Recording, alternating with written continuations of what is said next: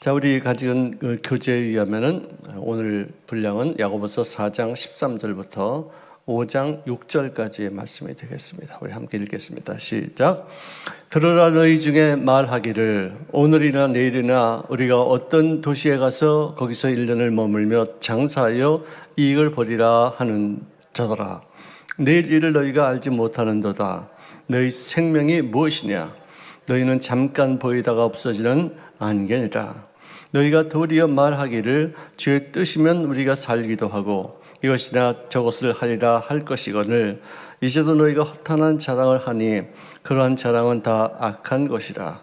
그러므로 사람이 선을 행할 줄 알고도 행하지 아니하면 죄인이라. 들으라 부한 자들아 너희에게 이 말 고생으로 말미암아 울고 통곡하라. 너희 재물은 썩었고 너희 옷은 좀먹었으며 너희 금과 은은 녹이 슬었으니 이 녹이 너희에게 증거가 되며 불같이 너희 살을 먹으리라. 너희가 말세에 재물을 쌓았도다.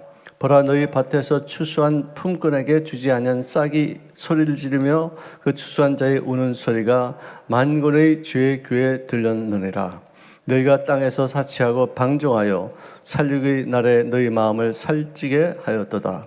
너희는 의인을 정죄하고 죽였으나 그는 너희에게 대항하지 아니하였느니라. 아멘. 자, 오늘 이 말씀도 어떤 대상을 주고서 선포하시는 하나님의 음성으로 우리가 들려질 수가 있을 것입니다.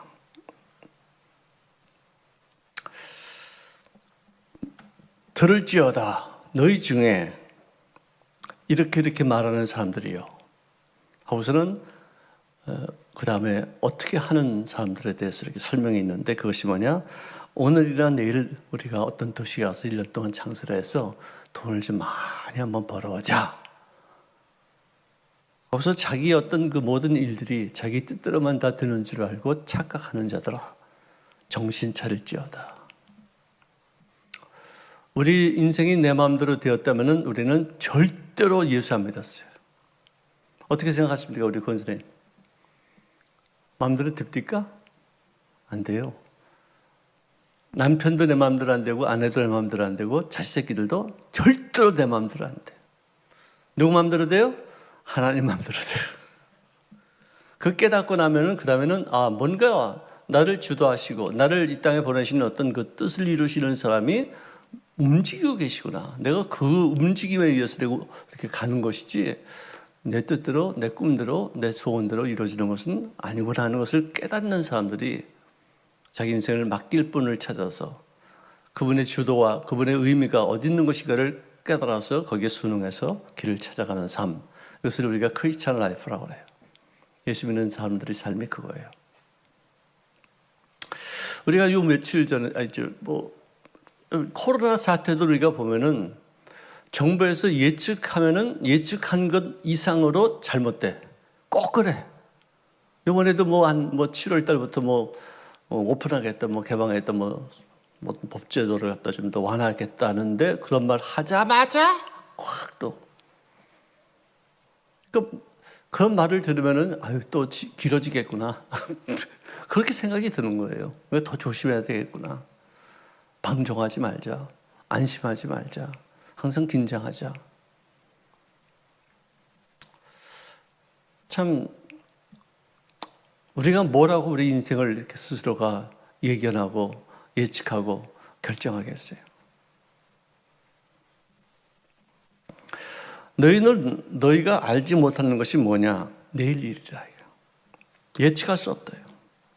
물론 너가 어떤 일을 할 때 계획을 하는 것, 상인으로서, 장사하는 사람으로서, 사업하는 사람으로서 이렇게 해야겠다. 그거 좋지. 그렇지만 항상 어떤 상황이 어떻게 이루어질지를 모르기에 융통성 있게 유연한 마음가짐을 갖고서 일을 취고하지. 그냥 거기에만 그냥 계속 집착해가지고 그렇게 하지 말라요. 왜냐하면 우리는 내 것이 없어요. 재물도 어느 한순간에 다 날아갈 수도 있어요. 내가 가지고 있는 것이 없어요. 그냥 잠깐 나에게 맡겨준 것이지 내게 없고, 그 다음에는 우리는 그러니까 유한한 존재예요. 한계가 있어요. 시간적으로도 내게 없어요. 언제 어느 쯤에 내가 어떻게 될지 아무도 몰라. 뭐 100년을 산들 한들 1000년에 비해서, 10,000년에 비해서, 억만 년에 비해서, 엄청난 이런 세월에 비해서 점도 아닌 그런 존재인 것을 네가 깨닫고 겸손해라. 만약에 주님의 뜻이라면 이렇게 하겠다.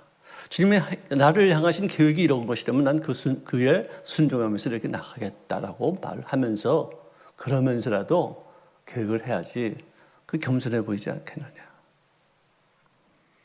내일을 보장할 수 없잖아요. 그리고 이렇게 자기 소유가 있다고 생각하는 사람들, 자기가 영원히 살 수 있을 것이라고 착각하는 사람들, 그리고 내일 내 마음대로 한번 해보겠다고 하는 사람들은 주로 그 마음속에 하나님이 안 계시더라. 삶의 핵심이 하나님의 중심이 되어야 되는데 자기가 중심이 되고 자기가 주인이 되어지고 자기 뜻대로 하겠다는 과욕이다. 너 인생이 무엇이냐? 잠시 있다 사라지는 안개니라. 또 이 이사야서 40장에 보면은 40장 6절부터 보니까 말하는 자의 소리요 이르되 외치라 대답하되 내가 무엇이라고 외치리까 하니 이르되 모든 육체는 풀이요 그의 모든 아름다움은 들이 꽃과 같으니 풀은 마르고 꽃은 시들음은 야훼의 기운이 그 위에 불미라. 이 백성은 실로 풀이로다. 풀은 마르고 꽃은 시드나 우리 하나님의 말씀은 영원히 서리라 하라. 그러니까 모든 것이 다 일시적이지만 1점이라도 변치 아니하는 지속성을 갖고 있는 어떤 하나의 일이라면 그것은 하나님의 말씀이다. 그래서 아름다운 소식을 시온에 전하는 자여 너는 높은 산에 오르라. 아름다운 소식을 예루살렘에 전하는 자여 너는 힘써 소리를 높이라. 두려워하지 말고 소리를 높여 유다의 성읍들에게 이르기를 너희 하나님을 보라 하라. 이것만 낳는 장사다. 내가 어떤 행위를 했어도 하나님과 관계없는 하나님의 말씀을 전파하지 않는 그런 존재는 헛되게 인생을 살았다는 거예요. 말씀을 전파하고 말씀을 남들에게 알려주고 하나님이 살아계시다. 하나님 너를 만드셨다. 하나님이 너희 인생의 주관자가 되신다. 네 뜻대로 살지 말고 그분의 말씀대로 살아라 라고 말하는 이것만 가치가 있다는 거예요. 다른 거 한번 얘기해 보세요. 뭐가 가치가 있는가? 난 생각해 볼 때 내 머리로는 이것밖에 생각이 안 돼요. 돈을 아무리 많이 벌어도 전 세계 모든 권력을 자기가 쥐었다 할지라도 시진핑이 요즘 뭐 삼선 하기 위해서 또 뭐 작업을 한다는데 또 IT에 있는 어떤 대통령은 또 살인단에 의해서 살해당했어. 그 권세를 갖고 있는 대통령이 그래 총 들고 있는 몇 사람에 의해서 잠자다 말고 자기 부인도 또 부상당하고 좀 아무도 예측할 수 없는 것이고 어떤 것도 의존할 수 있는 것이 없어요.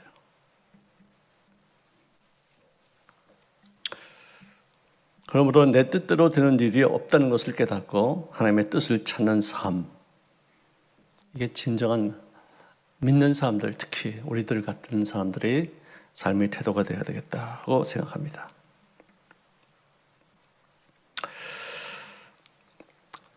너희가 허탄한 것을 자랑하는 것이 바로 악이다. 그게 악이다. 악한 게 뭐냐? 허탄한 거 자랑하는 거. 나쁜 일을 해서가 아니라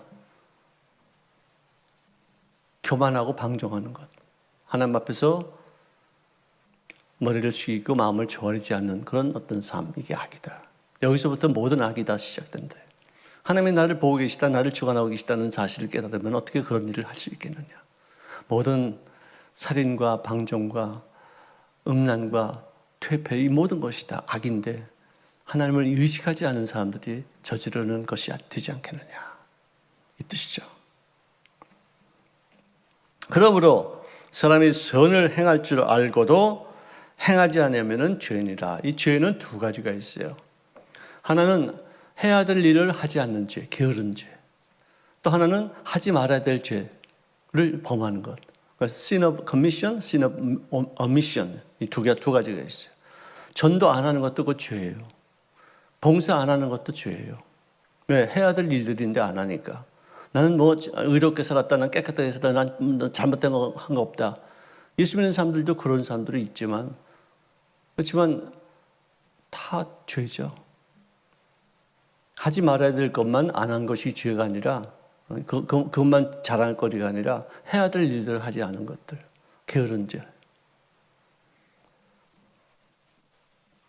참 예수 믿기 참 어렵죠. 그죠?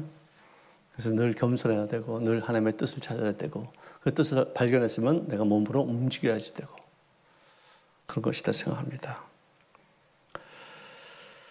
자, 이제 5장으로 넘어갑니다. 여기서도 또 어떤 대상이 있어요. 이 말씀을 들어야 될 대상이 있는데 누구냐?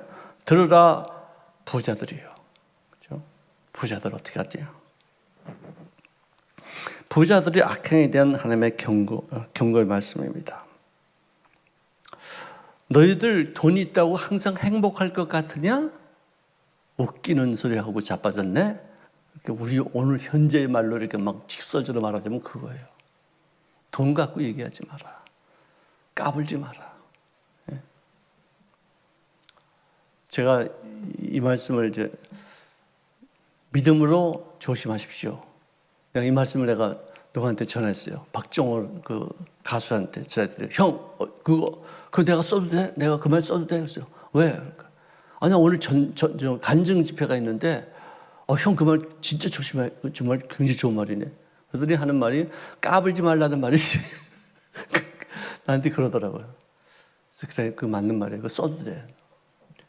내가 박정호 그 노래를 내가 얼마나 많이 부르고 얼마나 많이 썼는데 그래 내가 한마디 한 거 그거 못 쓰라고 그럴 수 있겠냐? 써라.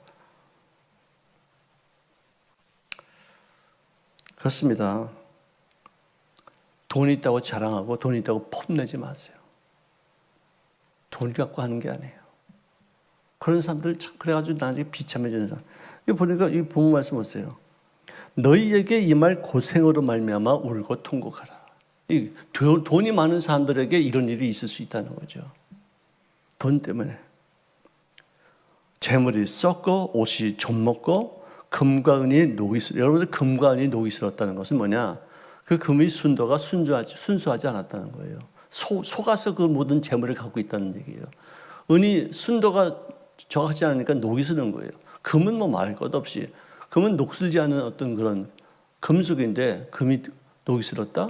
순도 낮은 어떤 금을 사다가 너는 돈 많은 것으로 생각했지만 그건 가치 얼마 되지 않는 거다. 네 인생이 그거 아니냐. 네 딴에는 돈 많이 있다고 하지만 그 속에는 많은 불순물이 있어서 어느 한순간에 다 날아갈 수 있다. 참 무서운 얘기죠. 왜? 특별히 요즘 같은 세상은 돈을 신으로 섬기잖아요. 돈 때문에 별짓들 다 하잖아요. 돈에게 굴복하잖아요. 자기 주장도 돈 앞에서 다 꺾이잖아요. 신앙도 다 버릴 때가 있어요. 돈이 무서워요. 돈에 괴력이 있어요. 여기 휘둘리는 다음은 정신없죠.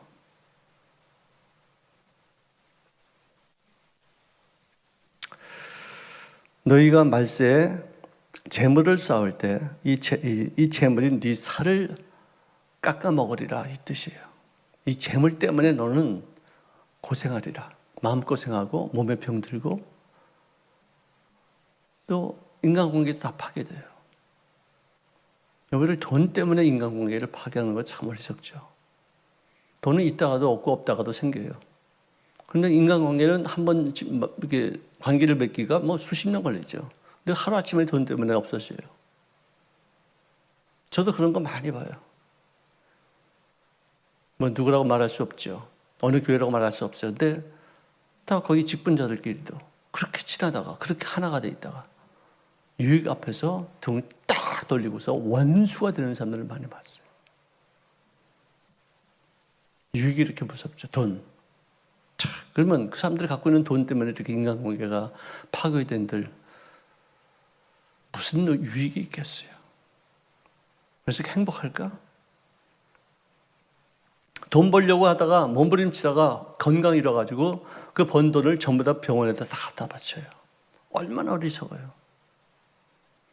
적당히 건강 유지해가면서 즐기면서 쓸 수 있을 것만큼만 갖고 있는 인생 얼마나 행복해, 얼마나 자유로워.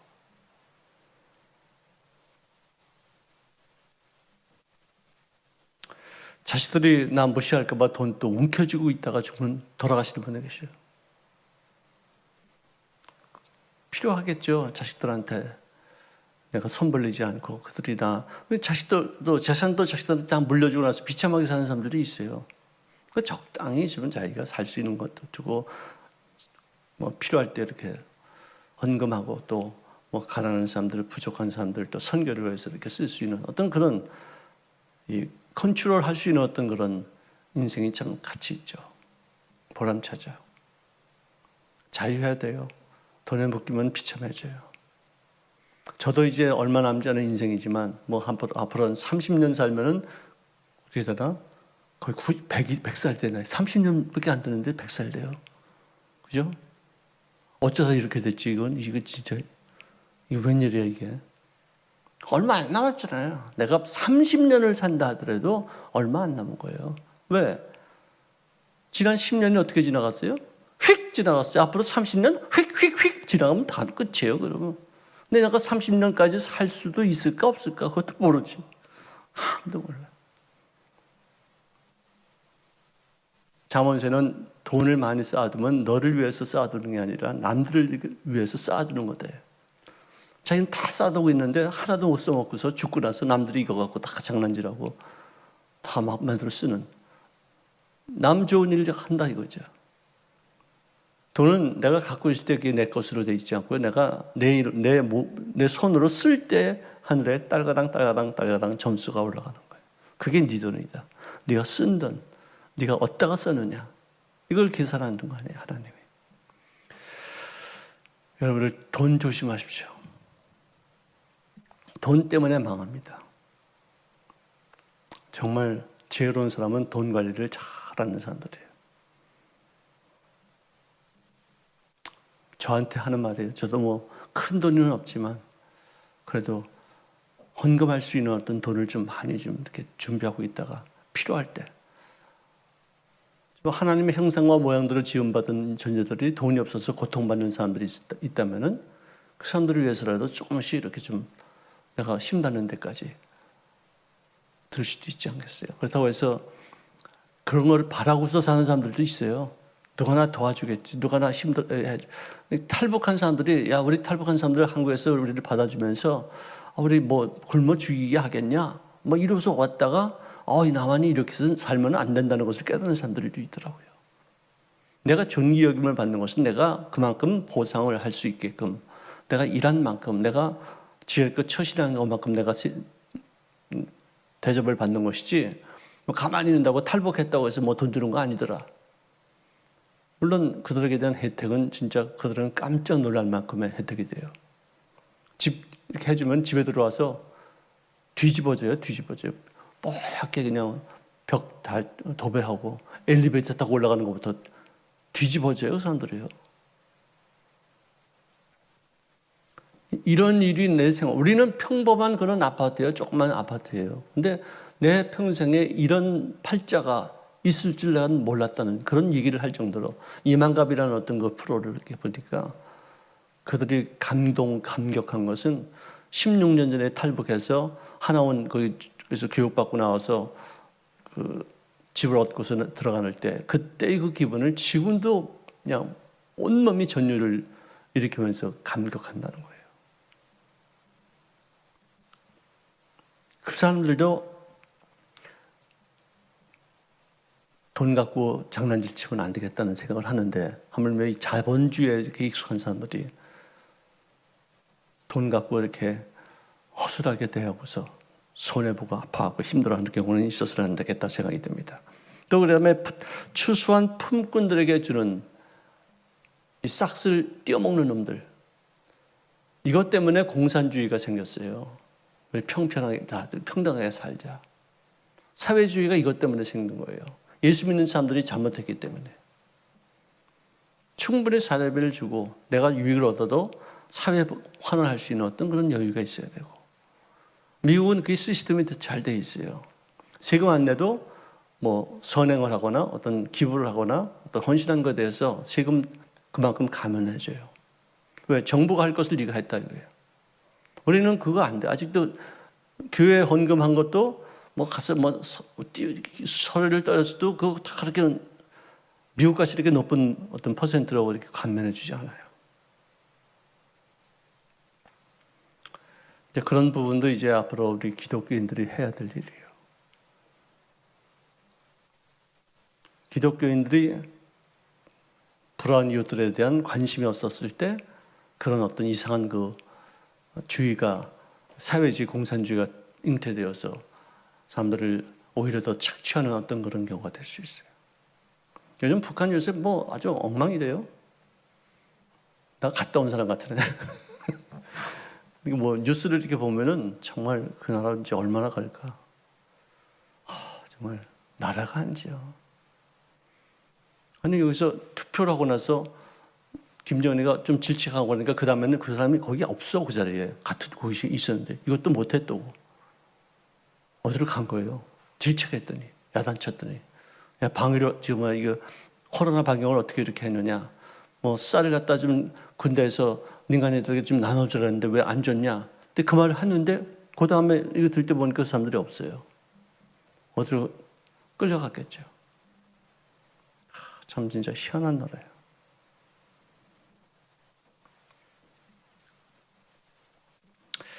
가난한 사람들을 너무 업신여기고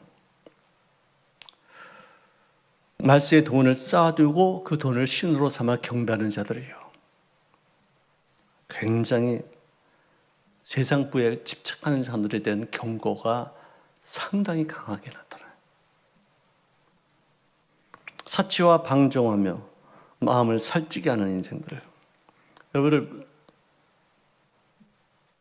이 팔복에 보면은 맨 처음에 심령이 가난한 사람들, 심령이 살찐 게 아니라 말라 비틀어진 사람들, 아주 뭐든지 그냥 확 빨아들이는 그런 가난한, 애통하는 사람들, 아파하는 사람들, 온유한 사람들, 자기 의지를 깨트린 사람들, 복이 있도다. 그렇게 시작이 되잖아요. 이게 팔복을 보면 마음에 기름기가 끼어서 뭘 먹어도 흡수를 못해. 흡수를 하면은 이상한 비계 덩어리만 쪽으로만 가지 생활에 유익이 되지 않아요. 이런 사람들은 상기할 것이 뭐냐? 심판이 있음을 깨달을지어다.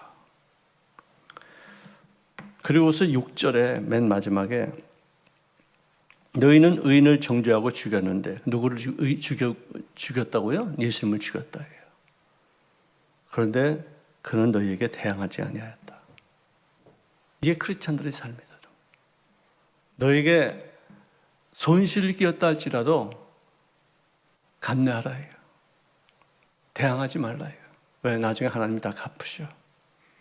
내가 손해본 것만큼, 내가 희생한 것만큼, 내가 진 것만큼 하나님이 다, 아니 천국에 가서도 갚아주시지만 이 땅에서도 갚으시니까요. 정말 너무 놀라운 얘기예요. 예수 믿는 사람들은요, 손해보는 인생이에요. 그거 아셔야 돼요. 베푸는 사람들은. 내가 뭐 유익을 취하겠다가 아니라 손해보겠다, 희생하겠다, 헌신하겠다, 이거예요. 봉사하겠다, 섬기는 거 아니에요. 이게 우리들의 인생이에요. 우리 야고보서를 지난 닷새 동안 월, 화, 수, 목, 금까지 했습니다. 우리 시간에 다 함께 지난 5일 동안 우리에게 베푸신 하나님 앞에 감사하면서 헌금을 주님 앞에 드리겠습니다. 기도하겠습니다. 사랑하시는 주님 고맙습니다. 야고보서를 통해서 우리들의 마음에 울림을 허락하여 주시고 우리들의 생활 속에 어떤 모습으로 삶을 살아야 될 것인가를 깨닫게 도우셨사오니 감사합니다. 헛되고 거짓된 것을 우리 마음 뺏기지 않게 도와주시고 가치 있는 일에, 하나님의 기억하신 일에, 정말로 모든 것이 다 헛되지만 가장 진실된 일들을 위해서 여생을 드리시는 저를 되어지기를 원하오며 감사함으로 드리는 헌물을 받아주셨기를 간절히 소원합니다. 예수님의 이름으로 기도합나이다. 아멘.